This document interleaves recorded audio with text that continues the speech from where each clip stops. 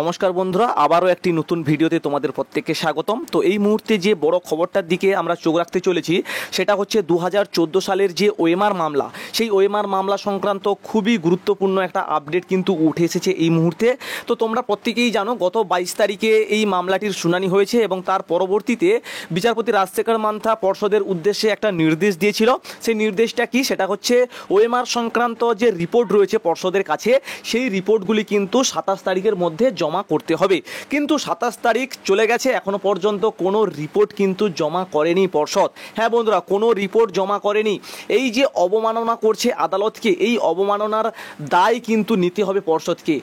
আগামীকাল কিন্তু এর ফল আমরা হয়তো দেখতে পাবো। এই যে রিপোর্ট জমা না করা, এই রিপোর্ট না জমা করার জন্যই কিন্তু 2016 সালের যে এসএসসি নিয়োগটা হয়েছিল, সেই এসএসসির পুরো প্যানেলটাকেই বাতিল করে দিয়েছে গত 22শে এপ্রিল।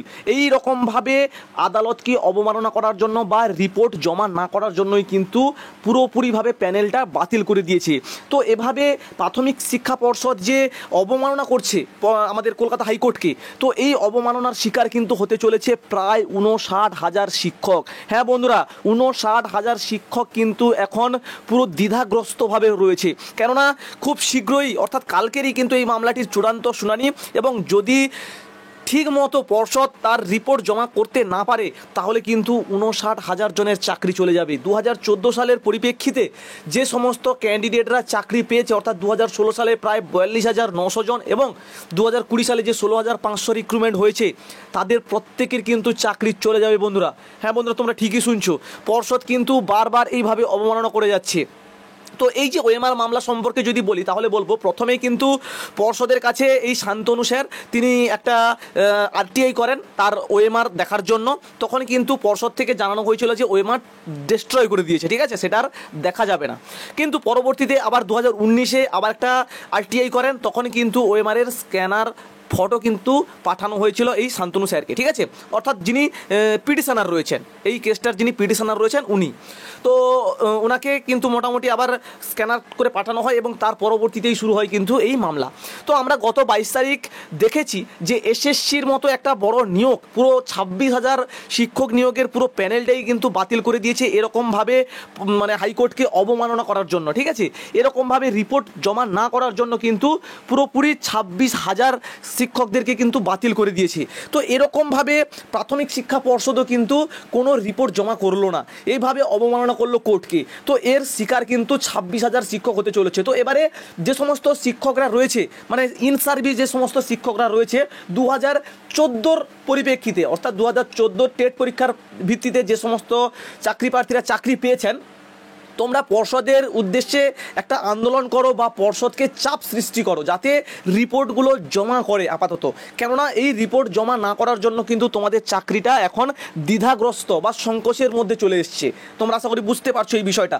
তো এবারে রাজশেখর মান্থাও কিন্তু তিনি একটা ইঙ্গিতপূর্ণ বার্তা দিয়েছিলেন, সেটাও তোমরা আশা করি প্রত্যেকেই জানো। সেটা কি বলেছিলেন? তিনি বলেছিলেন কিন্তু যে এসএসসি এবং প্রাইমারির কেসের গ্রাউন্ড যদি সেম হয় তাহলে এসএসসির মতো প্রাইমারির প্যানেলটাকেই কিন্তু তিনি বাতিল করে দেবেন, অর্থাৎ 2014 পুরো টেট পরীক্ষাটাকে কিন্তু বাতিল করে দেবে। তো এই সমস্ত শোনার পরবর্তীতেও কি করে পর্ষদ এরকম অমানবিক কাজ করতে পারে, নির্লজ্জের মতো এরকম কাজ করতে পারে, এটাই হচ্ছে কিন্তু প্রশ্ন। তোমরা আশা করি বুঝতে পারলে যে নির্লজ্জ কেন বলা হচ্ছে। কেননা একটা বিষয় দেখলো, গত 22 তারিখে দেখলো, এবং তার সঙ্গে সঙ্গে আরও বড় কথা হচ্ছে বিচারপতি তিনি আবার একটা ইঙ্গিতপূর্ণ বার্তা দিলেন যে তিনি এই নিয়োগ প্রক্রিয়াটাকে বাদ করতে চলেছে। তার সত্ত্বেও কিন্তু কোনো হুঁশ হলো না, কোনো হুঁশ হলো না, বেহুশের মতো কাজ করছে, ঠিক আছে। পুরো প্যানেলটাকেই কিন্তু বাতিল করে দেবে। মানে তোমরা হয়তো কালকের সমস্ত কিছুর আপডেট আসবে, হয়তো এরপরে ডিভিশন বেঞ্চে যাবে, ডিভিশন বেঞ্চের পরে সুপ্রিম কোর্টে যাবে, এটা ঠিকই, কিন্তু বড় ধাক্কা কালকের কিন্তু খেতে চলেছে যদি ঠিকভাবে প্রুভ না দিতে পারে পর্ষদ, ঠিক আছে। তো এই হচ্ছে বিষয় মোটামুটি। তো এখন 59,000 চাকরি প্রার্থীর যে জীবন, সেটা কিন্তু এখন এই পর্ষদের যে দোমনামানি বা নির্লজ্জের মতো যে কাজ, সেই নির্লজ্জের মতো কাজের জন্য কিন্তু এখন পুরো একদম ঝুলে রয়েছে। একদম নির্লজ্জের মতো কাজ করেছে পর্ষদ, পুরো একদম মানে কি বলবো, মানে দায়িত্ব জ্ঞানহীনের মতো কাজ করেছে। তো তো দেখা যাক। তো আগামীকাল যে 2014 ওএমআর মামলাটি রয়েছে সেই মামলার শুনানি হবে 10টা 30 নাগাদ। অবশ্যই তোমাদের কাছে লাইভ ভিডিও সহকারে আপডেট নিয়ে আসবো। চ্যানেলের সঙ্গে থাকবে, চ্যানেলকে সাবস্ক্রাইব করে পাশে থাকবে। দেখা হচ্ছে পরবর্তী ভিডিওতে। ভালো থেকো সবাই, সুস্থ থেকো সবাই। আর তোমরা অবশ্যই কমেন্ট করে জানাও যে এই যে পর্ষদ রিপোর্ট জমা করলো না, এটা কতটা প্রভাব ফেলবে আগামীকালের যে রায়টা সেই রায়ের উপর। অবশ্যই কমেন্ট করে জানাও। আর দেখা হচ্ছে পরবর্তী ভিডিওতে। আর বলবো কি মনে হয়, চাকরি কি বাতিল হবে? তোমাদের কি মনে হয় অবশ্যই কমেন্ট করো।